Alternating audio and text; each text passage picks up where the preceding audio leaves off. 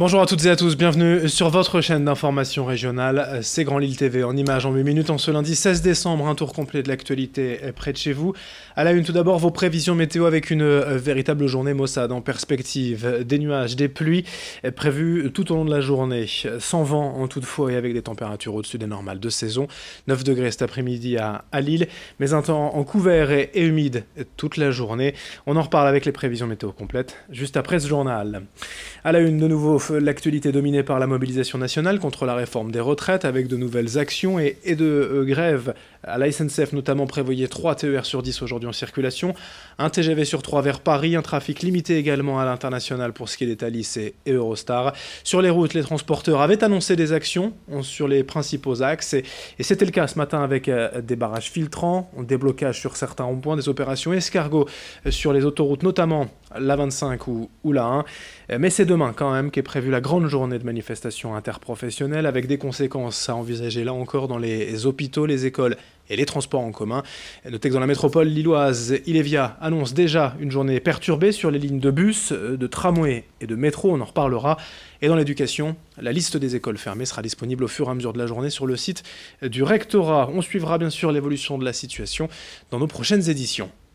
Face à la grève et au manque de trains, l'une des solutions pour les voyageurs depuis maintenant 10 jours, ce sont les bus privés qui, eux, continuent de rouler. Certaines compagnies assurant la liaison entre Lille et Paris ont en effet vu leur fréquentation augmenter de 80% ces derniers jours. Dans chaque bus au départ de Lille-Europe, il n'y a bien souvent plus de place libre pour les usagers. En galère de train, les bus sont devenus une véritable alternative, même si le voyage est bien plus long qu'en train et cela engendre évidemment une toute autre organisation.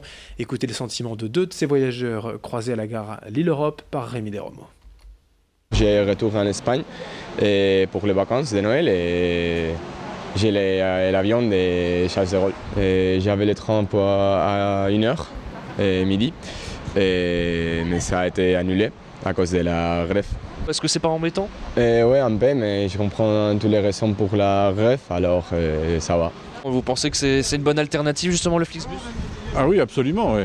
Absolument. Et puis vu les prix qu'ils pratiquent lorsqu'on s'y prend l'avance, je pense que ça peut être plus intéressant que le train. Et sans faire de publicité, l'accueil à Flixbus est bon, les chauffeurs sont à votre disposition. Et puis en général, le voyage se passe bien. On suivra bien sûr l'évolution des manifestations et actions prévues aujourd'hui et demain dans nos prochaines éditions.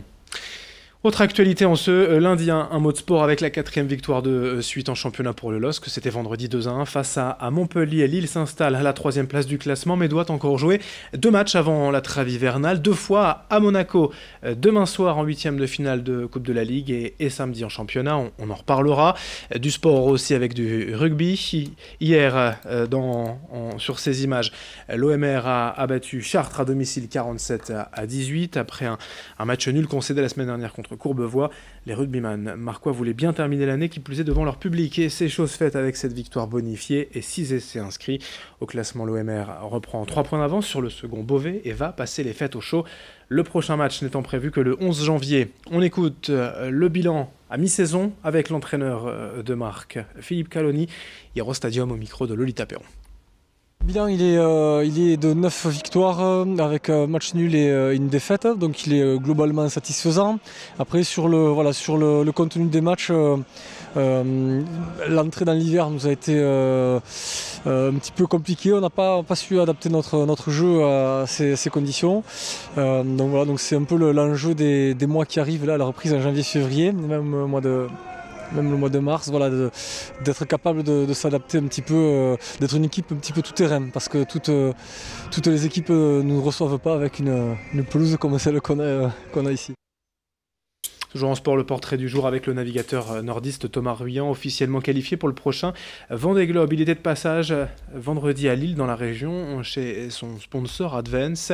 Je vous propose de découvrir son programme, ses objectifs cette année, avec ce reportage signé Rémi Desromeaux. C'est trop marrant là, d'arriver comme ça dans des îles au milieu de nulle part. Un peu île de pirates. Vainqueur de la Transat AG2R, vainqueur SNSM, 4e au championnat du monde en classe 40, le skipper Thomas Ruyant enchaîne les performances depuis presque 15 ans. Ce Dunkerquois d'origine finit 2019 en beauté, en terminant 5e de la Transat Jacques Vabre.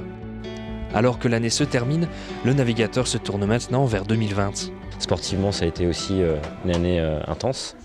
Et donc là, c'est l'heure aussi des débriefings et puis de la préparation de la suite, parce qu'on a une grosse saison en 2020 qui arrive avec 2 transatlantiques en solo et bien sûr un tour du monde, le Vendée Globe en fin d'année. Pour se préparer à ces nouveaux challenges, Thomas Ruyant pourra compter sur ses 11 coéquipiers.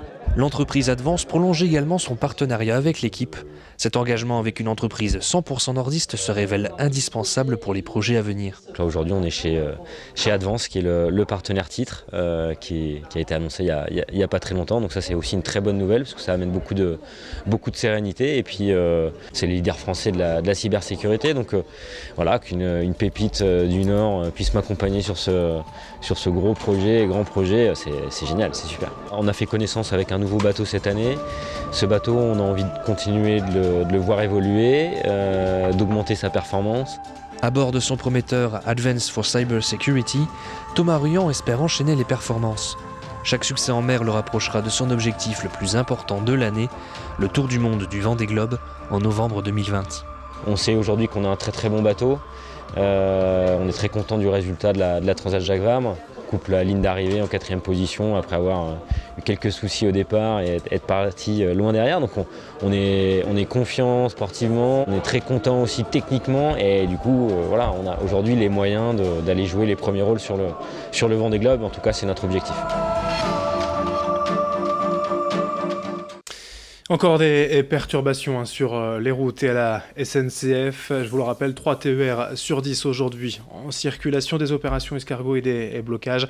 Le pire sera peut-être quand même la journée de demain, mardi 17 décembre, une importante journée de mobilisation interprofessionnelle. On sera là bien sûr pour suivre l'évolution de la situation dans nos prochaines éditions. Pour l'instant, en ce lundi 16 décembre, voici à suivre vos prévisions météo.